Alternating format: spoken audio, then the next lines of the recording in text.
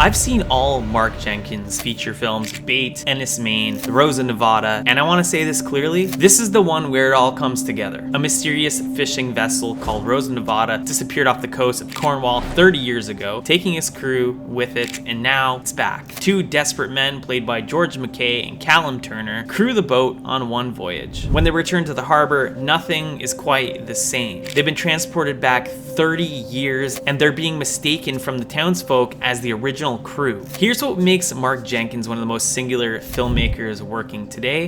He shoots on a clockwork 16mm Bolex camera, one that can only be run for 28 seconds before it needs to be hand wound. So that means every shot in this film had to be conceived in under 28 seconds. Jenkins is his own cinematographer, he's his own editor, he wrote the score, and not a single sound from set made it into the finished film. Every footstep, every wave, every breath, every creak of the boat, it was all built from scratch in post-production. McKay and Turner revoiced every single line of dialogue in the studio after the film wrapped, and the cameras used were from 1961 and 1976. He stumbled on this method almost by accident. When Kodak was on the verge of bankruptcy, Jenkins grabbed the only camera available, an old Bolex. He couldn't record audio with it, so he built the sound after. And then he realized what he'd found. Someone at a Q&A after Bait told him, "It's interesting how you're telling a story about a dying way of life using an artistic format, which is also dying." Jenkins hadn't consciously planned that, but from that moment on, it kind of became his thesis, and Rose of Nevada